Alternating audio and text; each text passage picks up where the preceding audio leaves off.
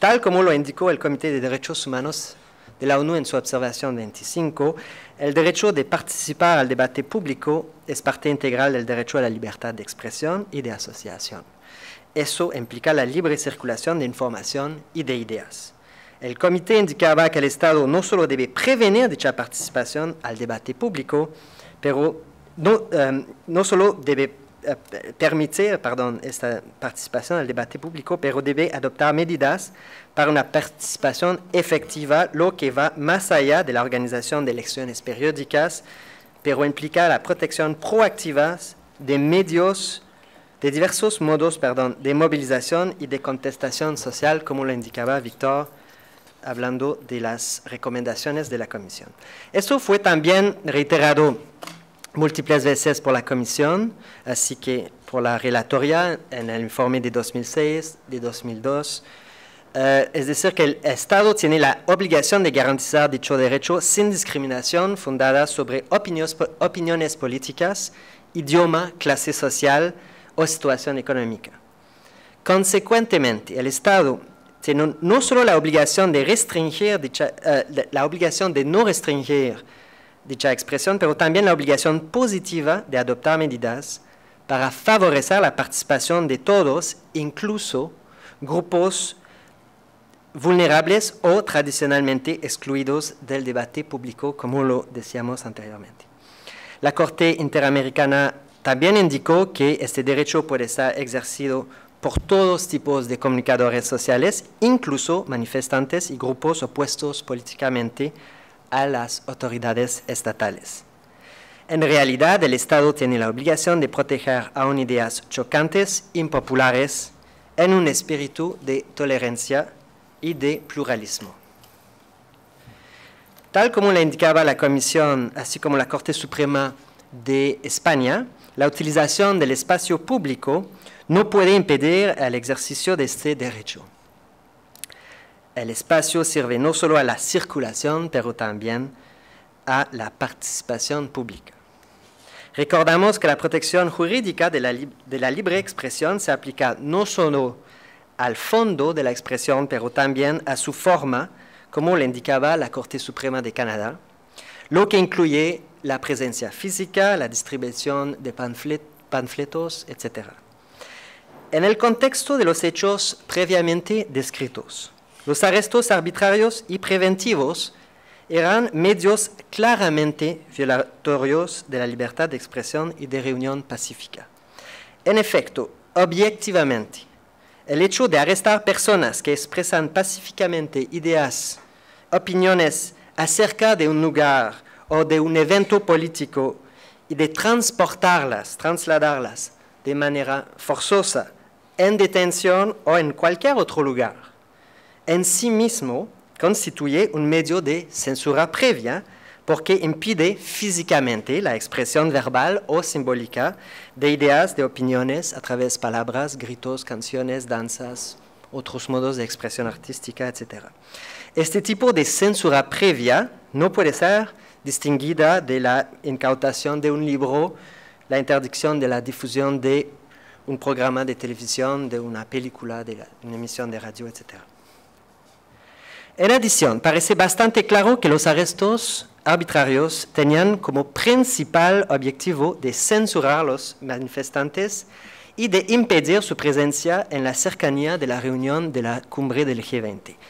En efecto, de los 1.105 arrestados, solo 30% fueron subsecuentemente acusados de algo. Solo 30% fueron acusados de algo. Y es peor. Hoy día se sabe que solo 12% de los arrestados fueron o son todavía procesados judicialmente. Es decir, que el objetivo de las autoridades no era de arrestar personas que cometieron crímenes, tal como lo recomendaba el Comité de Derechos Humanos de la ONU, pero era en vez de detener de manera temporaria individuos mientras la cumbre del G20 se seguía. Entre 70 y 88% de los arrestos tenían obviamente ningún motivo suficiente para justificar una limitación a la libertad individual. En realidad, múltiples víctimas arrestadas indicaron que los oficiales admitieron abiertamente que les arrestaban únicamente para impedirles de seguir participando en las iniciativas de contestación social del día siguiente, particularmente en el gimnasio. Era algo admitido abiertamente en el gimnasio. En realidad, el director de la Policía de Toronto admitió posteriormente ante un comité del Parlamento Federal que arrestaron masivamente personas en el objetivo de capturar a algunos miembros de los Black Blocs que se encontraban en el medio de grupos de personas que manifestaban pacíficamente. El director se justificó explicando que hubiera sido más peligroso para los demás intervenir de manera selectiva para solo arrestar a los Black Blocs.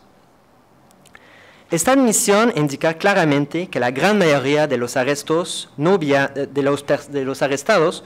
habían cometido actos sospechosos, que las autoridades les arrestaron porque estaban físicamente al lado de un grupo donde había gente que tal vez habían cometido actos reprensibles, es decir, algunos individuos supuestamente perteneciendo a los Black Blocs. En abril de 2011, hace algunas semanas, esta técnica de arrestar masivamente y de manera preventiva fue declarada ilegal por la High Court de Inglaterra en cuanto a arrestos idénticos que se hicieron en el contexto de la cumbre del G20 de 2009.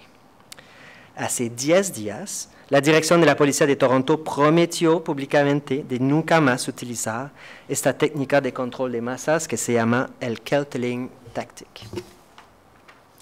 En realidad, parte del problema tiene que ver con la base jurídica de algunos de esos arrestos.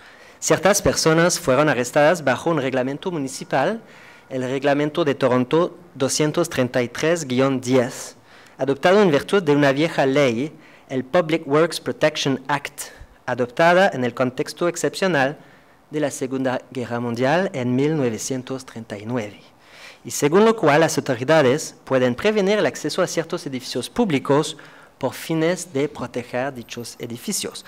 Las autoridades adoptaron este reglamento en secreto, sin publicarlo en la Gaceta Oficial, y determinaron de manera arbitraria que una parte importante, esencialmente la mayor parte del perímetro del centro de la ciudad de Toronto, era un edificio público que necesitaba protección.